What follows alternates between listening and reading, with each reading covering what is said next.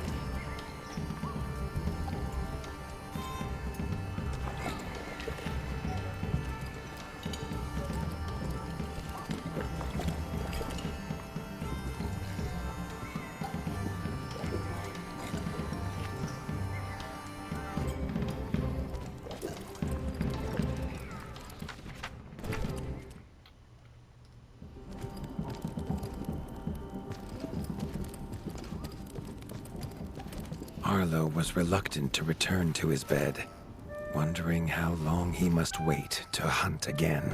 The booming footsteps that woke him this time were nothing like those of his father.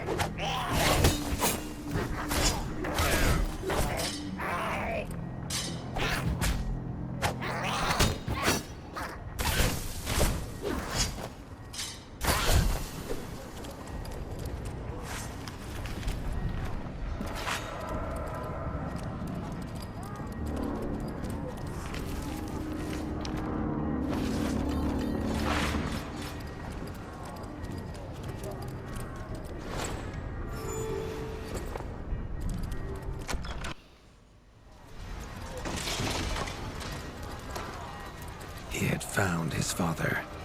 The Warden stood alone, holding back a whole Dark Wing army, their cruel Count Kazak leading them. His father charged, but the Dark Wing Count was as fast as he was strong. The Winters crown tumbled to Arlo's feet, now without a head to rest on.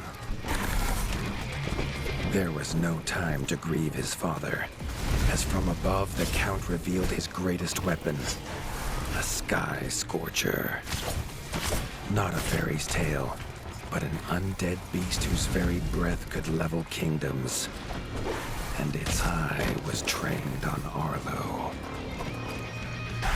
All that came next was a fog of bloodlust, snapping jaws, and the beating of leathery wings. But there could be no victory. Arlo awoke, groggy and warm to his father's shouts. Only he wasn't in bed. The warmth was from the fire that had engulfed Winters Edge, and the shouts were his uncle's. The only other survivor of the Darkwing attack, Leaf was bruised and his hind paws barely steady.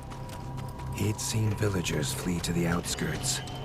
Arlo knew it was up to him to make them safe.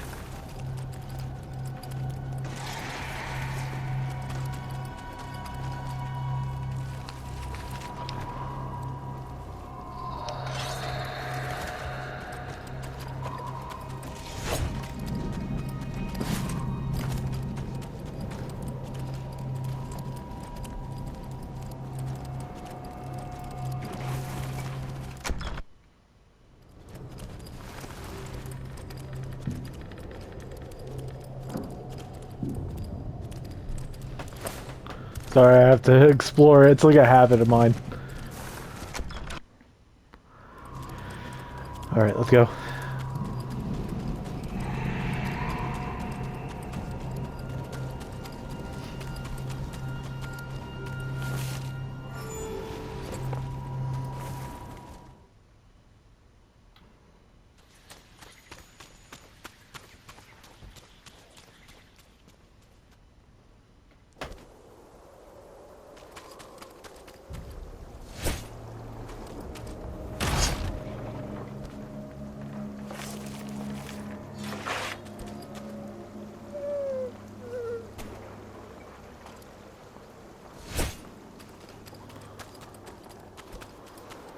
He'd know these anywhere. Krunk's smithy hammer and Hilda's chef's knife. Arlo wondered why they would leave them here.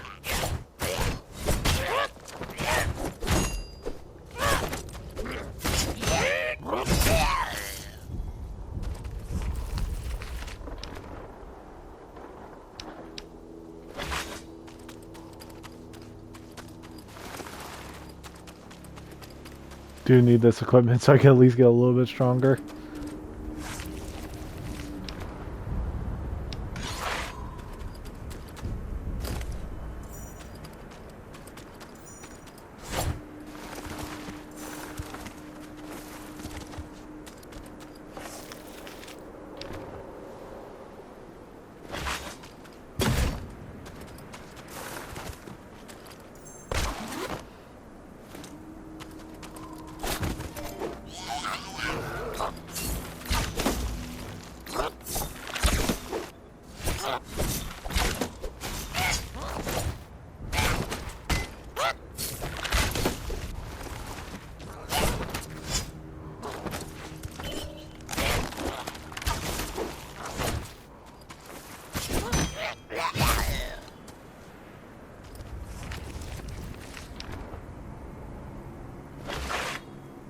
Surprised I ain't taking his damn bow. With the attack at Winters Edge, no hunters had come to check their traps.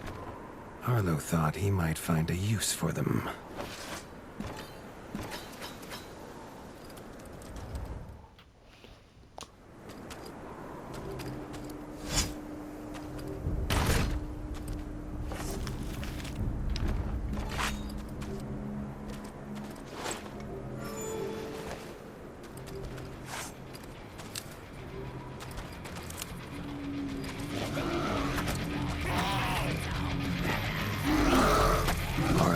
Found the reason his friends had fled. The taunting shrieks revealed that this was Baron Frostovic, son of the Darkwing who took his father, and therefore a perfect target for his revenge.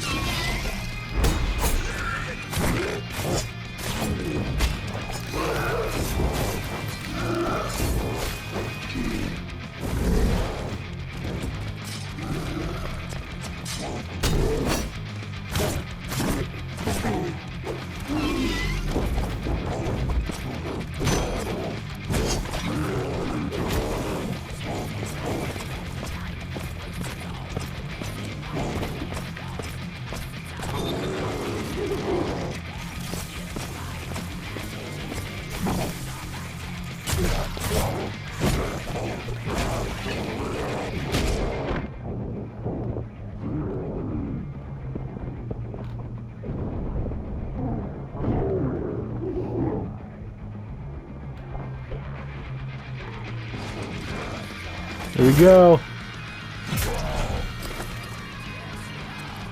His foe was beaten, but seeing what had been inflicted on Hilda and Krunk, Arlo's need for vengeance was only growing. Tales of iron, whiskers of winter. Arlo suddenly wished to be within the walls of Winter's Edge, to hear the boot and boom of his father at dawn, a sound he realized he'd never hear again. He needed to return to whatever was left and make his plan.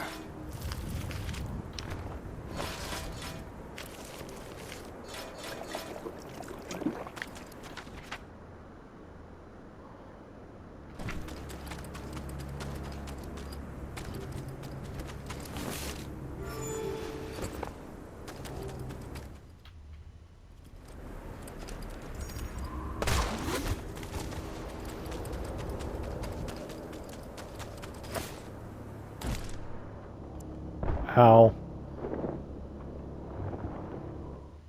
Remember not to do that next time.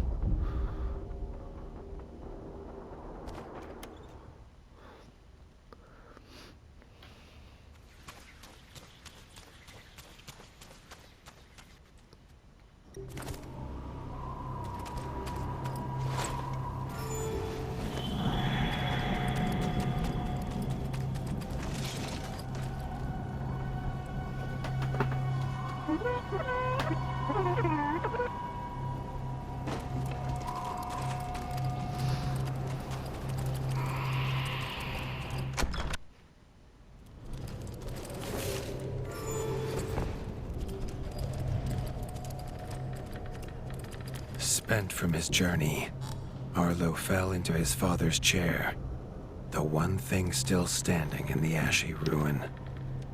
It was his chair now, along with the title of Warden of the Wastes. Arlo's shoulders slumped at the weight of it, but only for a moment. The Dark Wings had nearly scorched the ratdom to ash before, and now it was for him to stop them. He was going to rebuild Winter's Edge, a beacon of hope from which to drive back the shadow. Oh, okay. Wonder if you can redo stuff then. Lee suggested to Arlo that he visit the Night Eyes of the Golden Forest to find Winter Edge a new chef.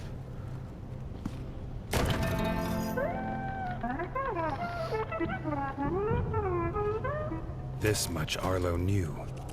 No rat would rebuild Winter's Edge on an empty stomach. The kitchen had to be fixed and stocked. Leaf suggested Arlo visit the Night Eyes of the Golden Forest, known for their hearty food. Arlo hoped rat wasn't the key ingredient. The smoke had attracted help in the unlikely form of a pirate. Captain Blacktail had seen many towns razed in his years, usually by his own paw. A fact he chose not to mention as he offered his services. The ship King Rattus's Revenge would take the young warden wherever he had need to go.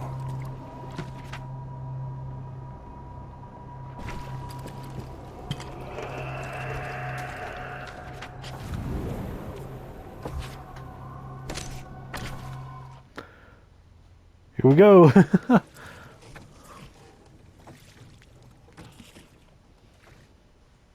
The autumnal gold canopy glimmered in the sunlight, held high by the silver boughs. There was no denying the wonder of the Golden Forest.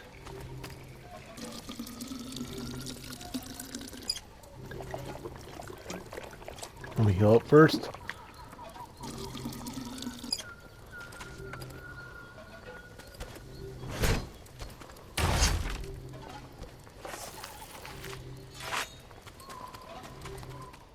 There's something in the background hiding. Owls. I like how they're trying to bring more creatures, actually. The peace Arlo found beneath the leaves was not to last. A shrill cry cut through the calm, a call for help.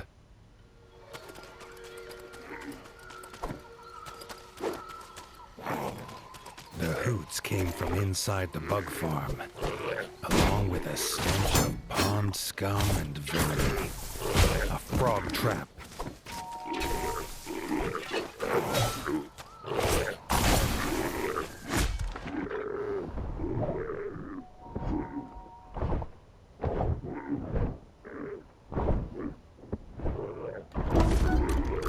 Damn.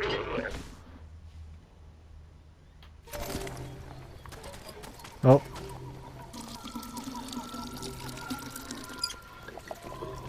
I'll make sure I save before I head out this time. I don't have to keep doing this. There we go.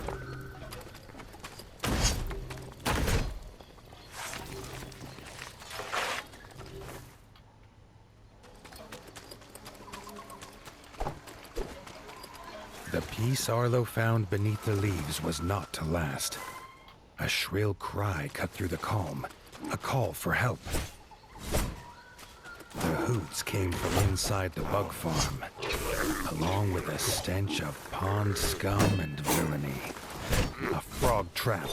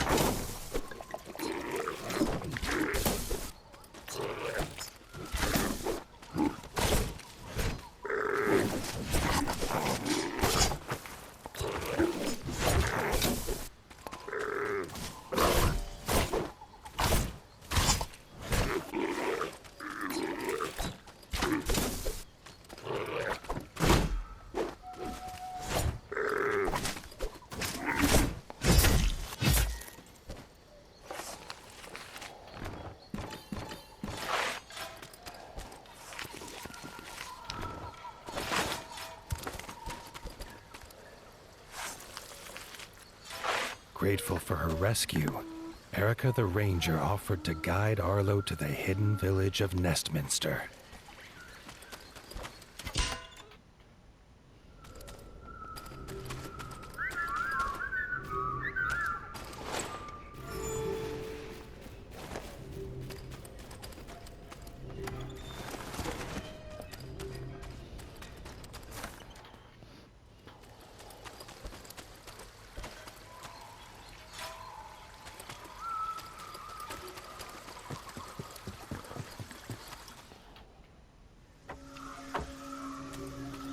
Nestminster's entrance was guarded.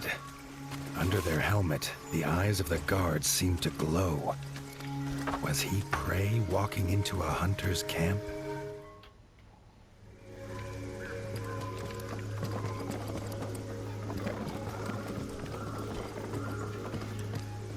Alright, that's going to be it for this episode. If you enjoyed like I did, and I hope to see you next time. Bye-bye.